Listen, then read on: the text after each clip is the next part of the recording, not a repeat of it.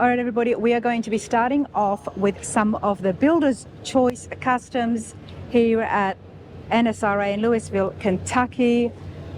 There is a lot happening here. I could not walk past it, which is why I'm going to have a chat with Shannon and find out exactly what's going on to the 51 Mercury. Shannon, how are you? Not too bad, not too bad.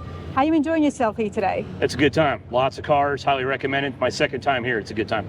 Nice. Now, you've brought something that I'm sure a lot of people have stopped by once or twice to check and find out exactly what you've done. Yes, ma'am. So what have you got here? All right, so this is the 1951 Mercury Monterey sedan. She's a two-door sedan. Started as an Arizona, California car, pretty rust-free, pretty solid. Came to us from a customer to have us build it. It was already chopped, but wasn't chopped very well. So we corrected a bunch of metal work and then got into having fun. Okay, well, before we look at it more in detail, tell me about yourself and your shop. Sure. So we're out of Colorado Springs, Colorado. Our shop is 34,000 feet. We got about anywhere from 32 to 36 cars going on at any given time. Nice. We're a one-stop shop. We pretty much cover everything under one roof. Wow, we're talking from everything up until interiors, paint. Yep, exactly. So we do mechanical, frame, steering, suspension, full fabrication, paint, body. We do a lot of different stuff. And the awesome thing is that everything here has been done in your shop. Correct. Everything except the interiors. The only thing we didn't do. Except the interiors. Yep. Can we lift up the belt so we can have a look in detail, please?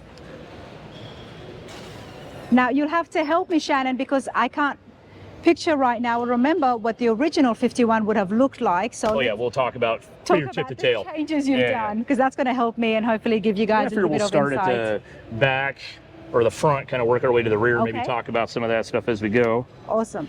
Well, that is if that cooperates. All right, so we started with a pretty much stock car. We stuck a 383 stroker in here and want something that's reliable, so it's based off a small block Chevy. It's from Blueprint Engines.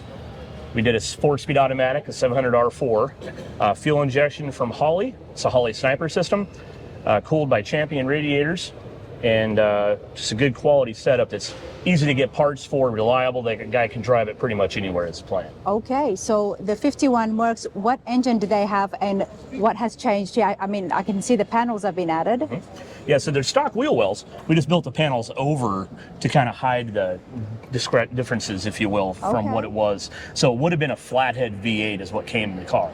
Flathead V8. When we got the car, it still had the original frame and the original engine, but the engine was rusted together, frozen solid. We couldn't even turn it over. Okay. And then he's like, well, I want to drive it more. So that's when we came up with different chassis options. Like we have a Roadster Shop chassis underneath, riding on air suspension. So it floats like a cloud when you're driving it. Now, I have to ask you, there is so much work that has already happened here, and obviously the skill level is there. Why is the wires exposed? So the wires are exposed, naturally that's part of the reason. So the whole car was geared to be different, have a little more of a kind of a classic touch. So the wires are exposed mostly because we got the cool cloth braids going on.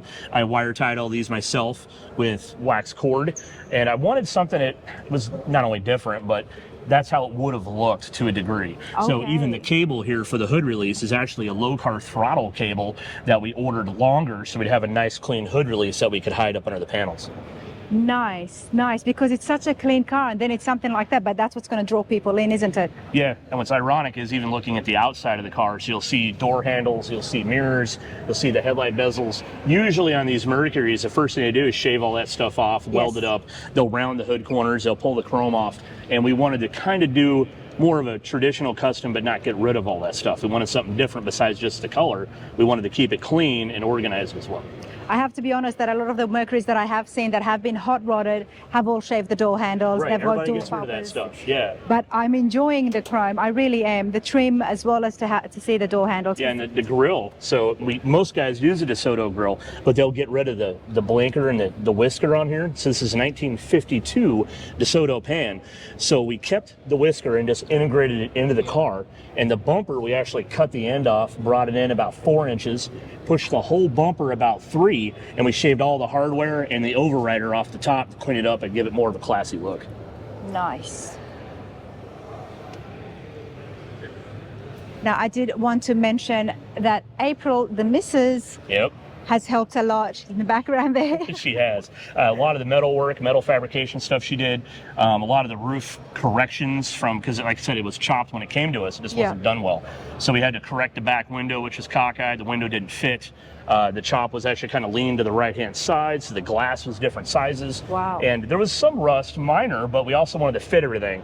So like even when you look at the door, you'll see the gap in the fitment on that, and what the line is and how correct that is. Nice. And even up and over. So that's a lot of the attention to detail stuff we could have done. So April got you into this, or you got her into this? Because it sounds like she's done a lot of work here. It's kind of both ways. So I started cars when I was like 13. That's when I got my first one. Fast forward years later, I went to Wyotech, graduated 2008. Her and I got together shortly after, and I was hungry. I was working for another shop. They weren't really doing things right, kind of shady business. So I ended up starting my own coincidentally in 2009. So here we are all this time later. And you guys just did it all together from the beginning. Exactly, yes. I love that. But as you were telling us, there is a lot of work that has happened here. Yeah, so the chop top, I mean, typically it would have been about yay tall. I mean, there's probably 5.5, 6 inches taken out of the roof of it, even inside. So we kept some stock appearance, like the dashboard is a stock appearing dashboard. We went with Dakota digital gauges for it.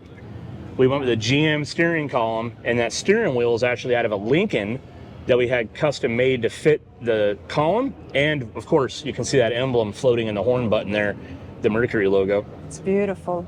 We used a low car floor shifter for the automatic, and we used them for the throttle pedal and brake pedal assemblies as well. The seats are 1967 Chevy Impala, and the center console is a 1964 Mercury Comet console. Just had it all wrapped in that beautiful red leather from Moore and Giles. And coincidentally, the frame underneath it from Roadster Shop is the same color as that interior. So the bottom of the car is just as detailed as the top. This has obviously been lowered, and I'm guessing it's on air rides as well. Yep, she's on air suspension, yes ma'am. What was the stock height for these Mercury? Oh, it's hard to say. I know every single one that I have seen has been slammed to the ground. Exactly, all of them are low to some degree. Yes. So stock, I'm thinking the rocker probably would have been right around here somewhere. They were a pretty tall car, from factory at least. Wow. So during the chop, we retained the original back window. A lot of the 51s, the guys will change it out to like a 49 window because it's smaller. So we had to build some gutters to kind of bring the window down and in and back with to try to get that angle. This trim piece here usually goes all the way to the back and stops here. But with the trim needing to end here, we just kind of scooted it forward, cleaned it up, and brought it where they kind of finish to a point to each other there on both sides of the car. You see the deck lid, we made sure everything was gapped even. Somebody had already started the work on this. Right. But it sounds like you have really done everything all over again. Yeah, they started a chop, and that was about as far as they got. Okay. So the body was actually twisted, the chop wasn't done right. So with the new chassis and the new body mounts, we ended up fixing a lot of stuff that had been done in error. There was some rust, like in the bottom of the doors, a couple spots in the floor, nothing major. But when we did the Roadster Shop chassis, we had to build a whole new trunk floor from scratch. So all that's handmade. Wow. The rear bumper as well, we ended up cutting that a couple different ways. So we cut it here and brought the whole piece in. On this edge here, we capped it so it fits tight to the body. And then we brought the bumper in about 1.5 inches, and then we gapped it to fit the body so the gap is even all the way around. This also came with an overrider over the top. We got rid of that, and then we fit the exhaust up into the bumper as well for not only ground clearance, but appearance. The trunk, a lot of guys will shave this stuff off, but we wanted to keep that. I'm glad you did. I'm loving it. It looks so different, very classy. That's actually the latch too. And that's good. That's functioning. So we have the trunk is just as done as the rest of the car. Wow. For your fuel filler here, we had a custom fuel tank made for the fuel injection system. Is that where it would have originally been as well? No, originally it was on a big door on the side here. It was a big square flap. We shaved that off.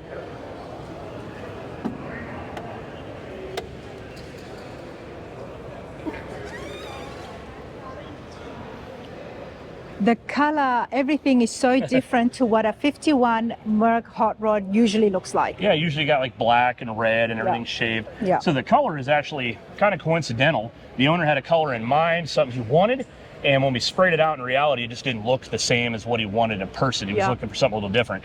So this is actually from Exalta Paints. It's called European Grayish, and it's actually like a Mitsubishi Montero color from like 2022. So it's something kind of modern, but once we put it with that red leather interior, it was a match made in heaven. It's very luxurious. Yes. And now you tell Classy, me it's elegant. a Benz color that kind of just really comes together. Yeah, it really adds to it. I've seen some pretty cool Mercs hot rods with flames on it. Right. But this is something very different. And Yeah, it's wanted been something done elegant, well. just like the Buick wire wheels that it's got. So those are from a company called True Spoke. They're based on a Buick design with a custom center cap.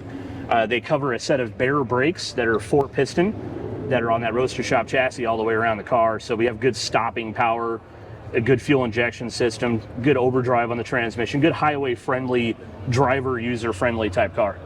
Nice.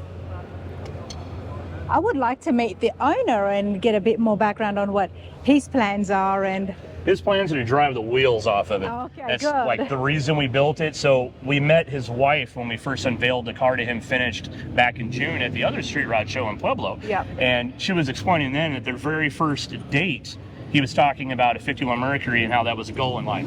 So here we are 30 years later and he's got his car. So she was just as happy as he was. there's my question answered. I absolutely love that because there's always Yep. a history to it. Yep. Oh, good for him. Good for him. Now you are here in the Builder's Choice. Mm-hmm. Tell us what happens here. Where do you go from here in the classes and awards? Right. So this car we debuted in Columbus, Ohio at the Good Guys show about a month ago. We won a top 12 Custom of the Year finalist. We were also top 10 Builder's Choice with that. Tom from NSRA invited us for this event from Pueblo when we were out there with the car. From here, I really don't know where to go next. I mean, it's kind of the pinnacle of the car, if you will. Yeah. We're hoping just to scrape into some more good high-end awards. We're hoping to take it to SEMA. We'll see how that works out. Okay. Just kind of put some feelers out there. That's all you can do. Shannon, this is an awesome, beautiful car, and I'm so happy I got to see it. Love it. Thank you. Thank you so much. Mm.